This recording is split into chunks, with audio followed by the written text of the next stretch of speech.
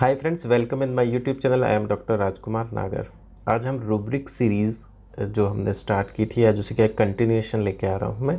आज हम एक ऐसे रूब्रिक के बारे में बात करेंगे जो क्लिनिक में बहुत बार देखा गया है या हमें देखने में आता है आसपास जो हमारे लोग रहते हैं उनमें। तो हम उसके बारे में आज जानेंगे कि वो रूब्रिक्स क्या होता है।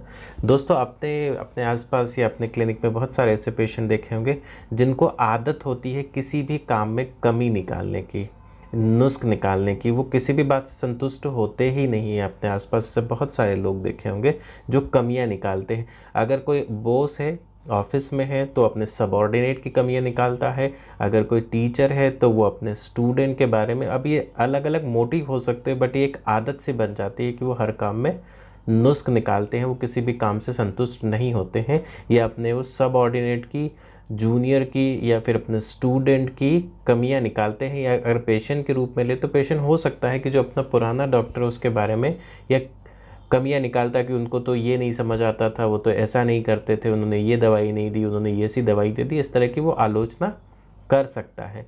तो जब अपने क्लिनिक में इस तरीके का कोई पेशेंट आता है तो हम उसके बारे में क्या सोचते हैं, कैसे समझते हैं और उसके बारे में क्या रूब्रिक बनाते हैं रिपर्टरी में, तो हम और देखेंगे। तो इस तरीके का जो पेशेंट आते हैं उनके बारे में जो हम रूब्रिक यूज़ करते हैं, रूब्रिक में उनके सिम्टम्स को कन्वर्ट करते हैं, वो सिम्टम्स रूब्रिक होता है सेंसोरियस।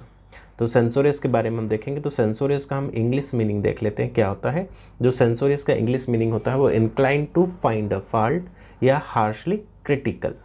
आगे अगर हम इसका हिंदी मीनिंग देखें तो दोष निकालने वाला, दोषान्वेषी, सख्त, छिद्रान्वेषी या नुस्ख निकालने वाला व्यक्ति।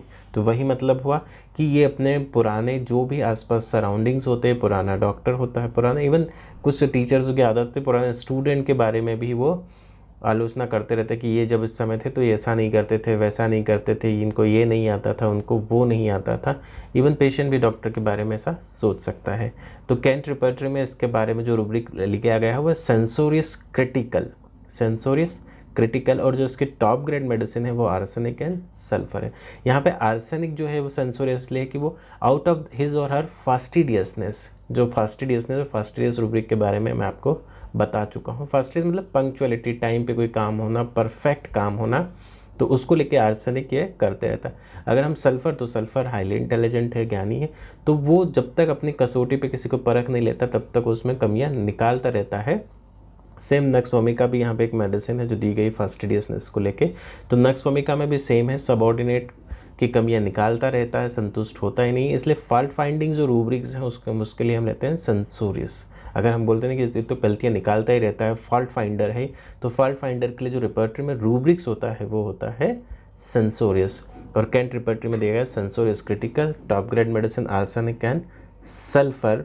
और जो सेकंड ग्रेड मेडिसिन है baryta carb, causticum, arnica, ipecac, lachesis, lyco, mezereum, nux vomica, platina, sepia and veratrum L.